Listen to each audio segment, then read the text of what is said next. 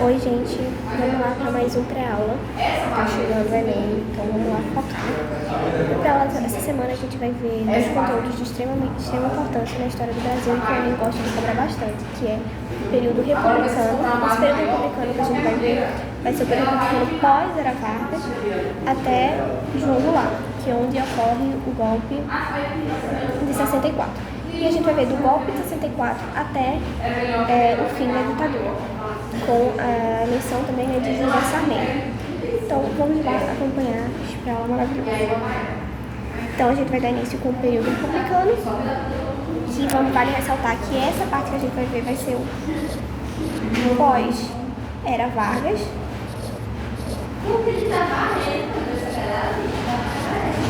pós-Era Vargas, não pós-Vargas, já que Vargas ele vai voltar como presidente novamente. Então vamos lá. A gente vai ter depois de Vargas, sair da presidência, a gente vai entrar com Eurico Gaspar Dutra. Eurico Gaspar Dutra ele vai assumir de 1945 a 1951. O governo de Eurico Gaspar Dutra ele vai desenvolver uma política econômica muito conservadora e ela vai ser baseada muito no liberalismo econômico, além de combater a inflação, e isso ele vai implementar um plano de estabilização monetária. Esse plano de estabilização monetária ele vai controlar a emissão da moeda e vai estabilizar os preços, além de na verdade, porém, os efeitos econômicos vão ser muito negativos, os efeitos do crescimento, A gente também vai ter o governo dele, a postura liberal. Dutra ele vai promover a industrialização, vai ser com ênfase nos setores siderúrgicos e automobilísticos. Além disso, ele vai investir na infraestrutura com a criação da Eletrobras para desenvolver a energia elétrica no país, ou seja, ele vai criar a Eletrobras, meus amigos. Eurico Gaspar Dutra. Não foi só Vargas que criou coisas de extrema importância para o Brasil. Também tivemos outros presidentes que fizeram o mesmo. A gente vai ter a política trabalhista, que não foi só Vargas que pensou nos trabalhadores, meus amigos. Eurico Gaspar Dutra, na verdade, para simplificar, ele também vai pensar nos trabalhadores. Porém, ele vai fortalecer as leis trabalhistas.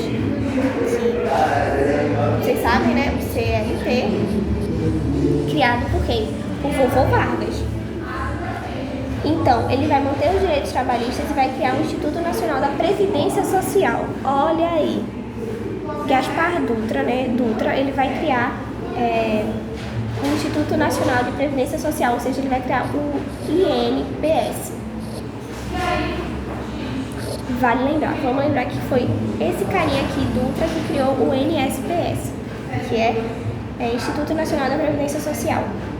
Por que ele vai criar isso? Ele vai criar isso para a segurança das pessoas.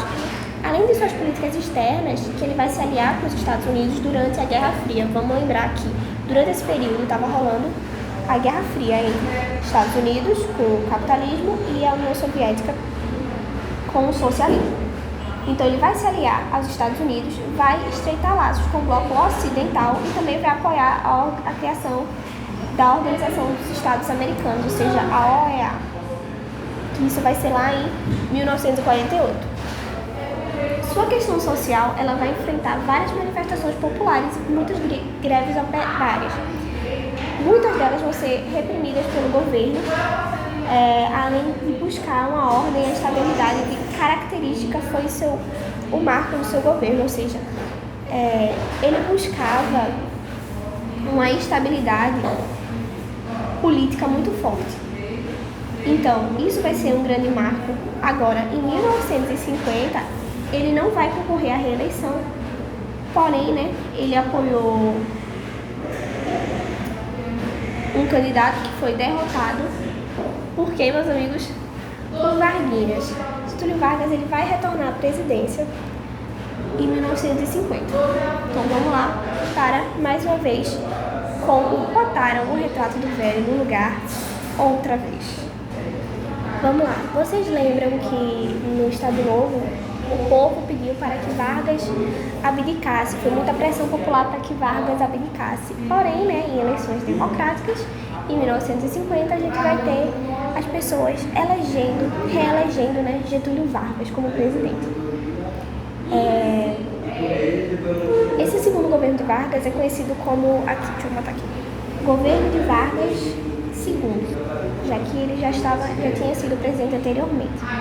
Então, Vargas ele vai ser eleito democraticamente em 1950, depois de perder a eleição de 1945, ou seja, ele estava tentando se eleger desde 1945. Ele passou um período afastado do poder e esse seu governo vai enfrentar uma oposição muito forte na União Democrática Nacional. Varguinhas ele vai buscar conciliar os setores políticos e vai aprofundar sua relação com o movimento trabalhista. Ele sempre tem isso com o movimento trabalhista, não sei se você já percebeu, né? Mas ele vai ter uma coisa muito forte com o movimento trabalhista que ele mesmo criou. E a gente vai ver a economia do governo segundo, né, de Vargas, que vai ser muito marcada pelo desenvolvimento econômico, além da criação da Petrobras. Deixa eu anotar aqui. Criação da Petrobras. Sim, Vargas vai criar a Petrobras no segundo governo dele. E vai ter um fortalecimento do controle estatal sobre a indústria petrolífera, ou seja, o governo, o Estado, que vai controlar essa indústria petrolífera. Além de haver vários investimentos nos setores de energia e da infraestrutura e medidas protecionistas para a indústria nacional, ou seja, medidas que protegem o setor industrial da nação. Enquanto Dutra ele se mantinha ao lado dos Estados Unidos durante a Guerra Fria que rolava nesse período, né, Vargas ele vai se manter, como é que eu posso dizer? Ele vai se manter neutro. Ele não vai escolher um lado, ele vai manter uma neutralidade. Algo que a gente é comum ver de Vargas, já que no início da Segunda Guerra Mundial ele também manteve uma certa neutralidade, porém, após os alemães afundarem um navio brasileiro, ele foi tomar uma decisão. Agora vamos falar um pouco do trabalho. Vargas ele vai continuar promovendo as políticas trabalhistas com a implantação dos direitos trabalhistas. Ele também vai enfrentar muitas críticas dos sindicatos, muita crítica do sindicato e de movimentos de trabalhadores, que eles vão demandar vários avanços muito rapidamente. E algo que a gente não pode esquecer de Getúlio Vargas em momento algum, que é o famoso nacionalismo de Vargas. Vargas, desde que a gente viu no primeiro governo dele, a gente sabe que ele foi uma pessoa muito nacionalista. Sempre foi muito nacionalista e ele vai reforçar esse nacionalismo no Brasil. Além de vai buscar renacionalizar como estava antes, né, no seu governo constitucional, esse ar de nação. Ele vai incluir a criação da Comissão Política Econômica, o CPE. O que vai ser? Ele vai reformular as políticas que vão visar reduzir a dependência externa e promover a industrialização do país. Ou seja, Vargas ele quer aumentar a industrialização brasileira, aumentar o comércio brasileiro nosso mesmo e deixar um pouco de receber produtos exteriores. Como se o Brasil ele não precisa de outro país para ter comercialização. Varguinha, né? Agora, as políticas externas de Vargas, ele vai manter uma política extremamente relativa e independente. Ele vai buscar o equilíbrio entre as potências mundiais, claramente, vai promover a cooperação com os países latino-americanos e também vai adotar a postura de neutralidade durante a Guerra Fria e a Guerra da Coreia. Bom, aí a gente entra num ponto mais complicado, que é o fim, né, desse segundo governo de Vargas. Vargas, ele dizia que só sai da patente dele, morto. E foi isso que rolou. Essa aqui, como a gente pode ver, é a carta de suicídio de Vargas, completa. Né? Começa aqui, obviamente a professora começa aqui em cima.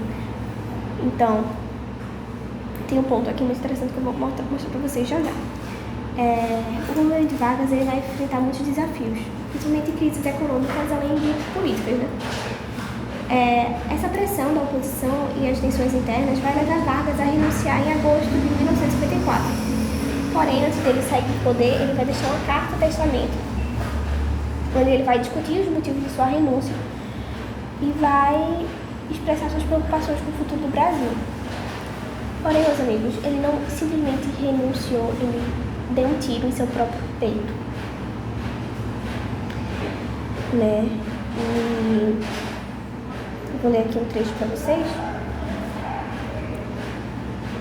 Aqui. Vou começar a ler daqui, tá, gente? Vou começar a ler daqui. Tenho lutado mês a mês, dia a dia, hora a hora, resistindo a uma pressão constante, incessante, tudo suportando em silêncio, tudo esquecendo, renunciando a mim mesmo, para defender o povo que agora se queda desamparado. Nada mais vos posso dar, tudo esquecendo.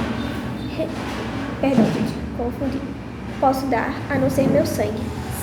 Se as aves de rapina querem o sangue de alguém, querem continuar sugando o povo brasileiro, eu ofereço em holocausto a minha vida. Escolho este meio de estar sempre convosco. Quando vos humilharem, sentireis minha alma sofrendo ao vosso lado. Quando a fome bater à vossa porta, sentireis em vosso peito a energia para lutar por vós e vossos filhos. Quando vos vilipendiarem, sentireis o meu pensamento a força para a reação. Meu sacrifício nos manterá unidos e em meu nome será vossa bandeira de luta. Cada gota do meu sangue será uma chama. Meu sacrifício nos manterá unidos. Não errei, meu problema de vista. Imortal na vossa consciência. E manterá a vibração sagrada para a resistência ao ódio, respondo com perdão. E aos que pensam que me derrotaram, respondo com minha vitória. Era escravo do povo, e hoje me liberto para a vida eterna. Mas esse povo de quem fui escravo não será escravo de ninguém. Meu sacrifício ficará para sempre em sua alma, e meu sangue terá o preço de seu resgate. Lutei contra a expoliação do Brasil, lutei contra a expoliação do povo. Tenho lutado de peito aberto. O ódio, as infâmias, a calúnia não abaterão meu ânimo. Eu vos dei minha vida, agora eu vos ofereço minha morte. Nada receio. Serenamente dou o primeiro passo no caminho da eternidade e saio da vida para entrar na história. Foi com essa carta, com essas mesmas palavras, né, que Varguinhas deixou o mundo. Eu sempre comento com vocês, eu já comentei, né, que a camisola de sangue, a suja de sangue, né, de Vargas, ainda está em museu. Então, Vargas ele só sai do poder morto, né, deu um tiro no seu próprio peito. Aqui tem a letra, né, do jingle de Getúlio Vargas, que foi a musiquinha, né, do período que ele foi reeleito, 1950. Essa música é extremamente famosa, ela é usada em carnaval. Até hoje, né, já que é uma marchinha de carnaval, né, obviamente. Então a gente vai agora para quem? Ele mesmo, JK, Juscelino Kubitschek. Não vou falar o nome completo dele, vou falar só JK, porque eu sou dessas. Juscelino Kubitschek ele vai ser eleito, né, no final de 1955, que Vargas ele vai se suicidar, deixa eu voltar aqui para anotar, mas ele vai se suicidar em 1954.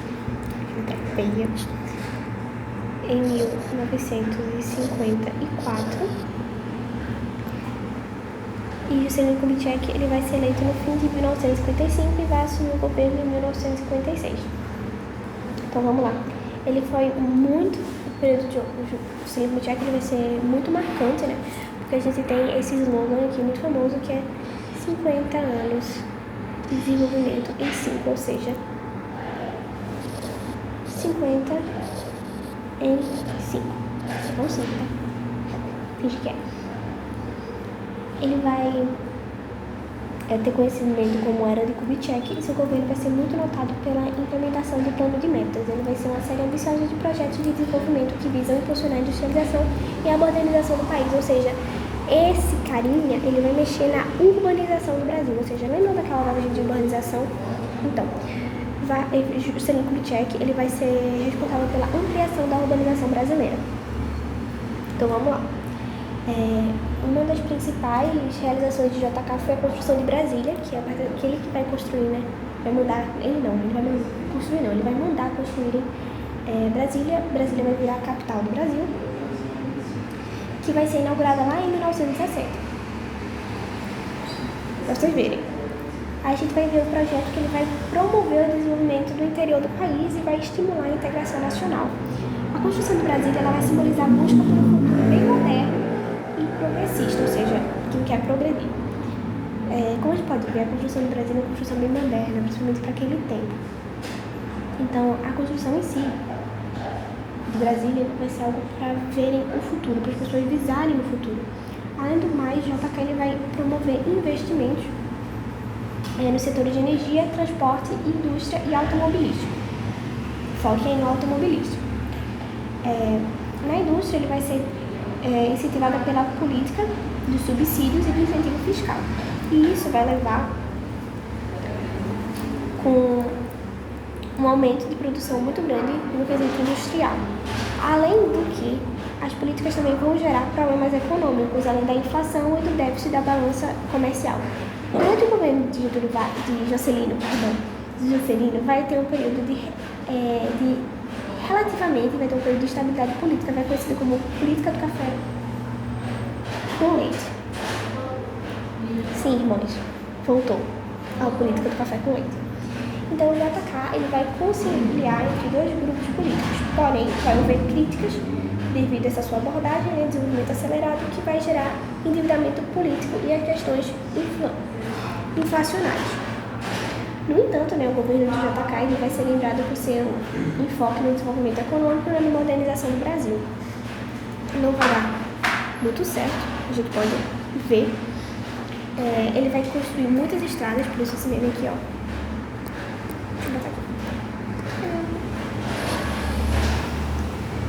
Ele tira onda com a cara dele nesse quesito de construção, de muita construção de estradas de rodovia, porque ele focava muito nisso, de rodovia.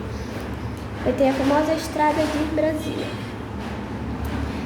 Ele também vai construir usinas hidrelétricas e Getúlio Vargas não, sempre muda para isso. JK ele vai ser lembrado pela visão de desenvolvimento e da modernização do país. E ele é lembrado muito por conta desse slogan nele, 50 anos em si. Vamos lá pro próximo. Presidente. Jânio Quadros. Ícone, lendário. Só digo isso, lendário. Vamos lá. Jânio. Ele tinha um slogan dele que ele ia varrer a corrupção. O jingle dele se chama Varre, Varre, Vassourinha. Não é à toa. Jânio tem dois presidentes. Tem Jânio e tem Jango. Não confundam. Muito importante. Jânio... Jânio é impressionante.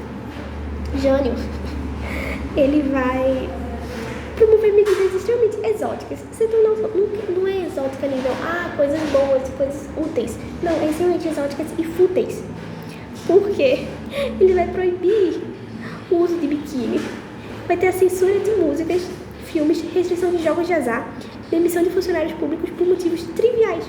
Simplesmente, Jânio Quadros ele vai proibir as pessoas de usarem biquíni e vai proibir rinhas de galo, ou seja, corrupção rolando, gente morrendo, Ele foca em quê?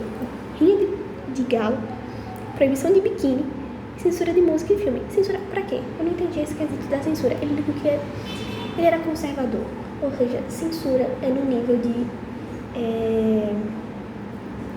coisas muito promíscuas. Nesse nível.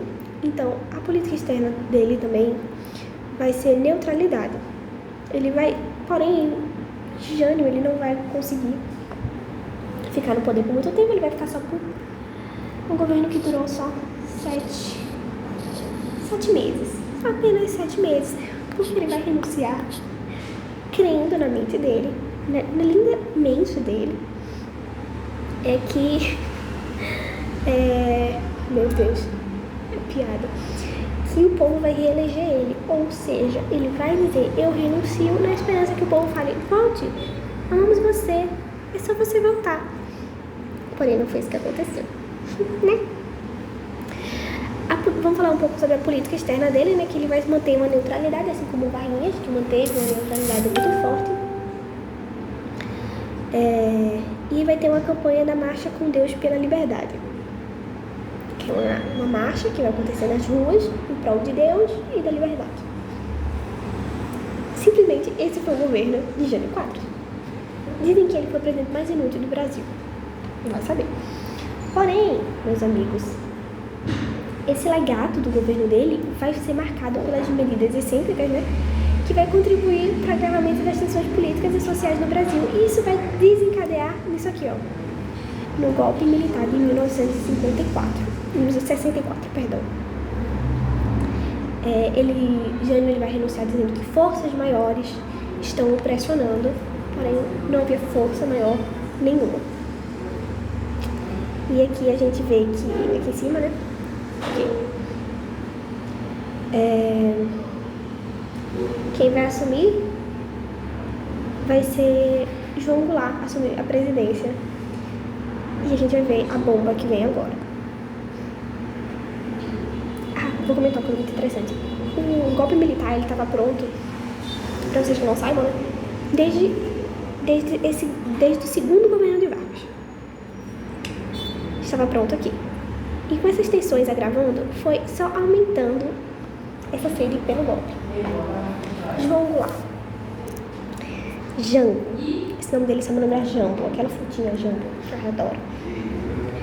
João Goulart.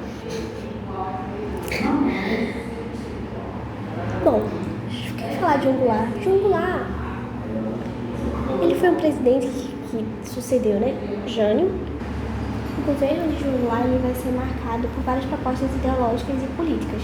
Essa pressão dos setores conservadores contra os grupos mais à esquerda. Ele vai tentar implementar reformas, como, por exemplo, ai meu Deus do céu, reformas agrárias. Reforma agrária. Só veja esse nome, reforma agrária. A gente vê isso rolando de reforma agrária muito forte durante uma revolução, a gente já estudou sobre ela, que foi uma revolução que aconteceu em 1917. Que revolução é essa? Revolução Russa. Então, ninguém esperava por isso. Ele vai querer também mudar a redução da desigualdade. Porém, essas medidas encontraram uma resistência muito forte. Porque se a gente for para pensar, esses ideais de João Goulart são ideais socialistas, né? Quem ainda não percebeu. E essa polarização dessa política, ela vai levar a uma crise institucional muito grande, criando um movimento chamado Comício da Central, que vai ser em 1964, onde Jango ele vai anunciar decretos que vão ampliar seus poderes. Ou seja, isso vai gerar um ambiente de instabilidade total e vai levar as Forças Armadas a depor o presidente em um golpe militar em março de 1964. Ou seja,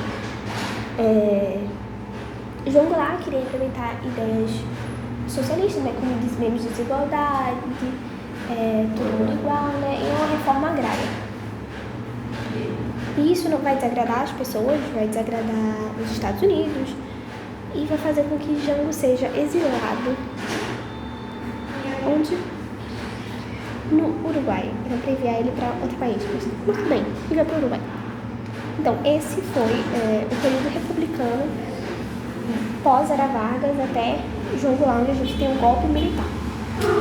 Vamos embora para a ditadura?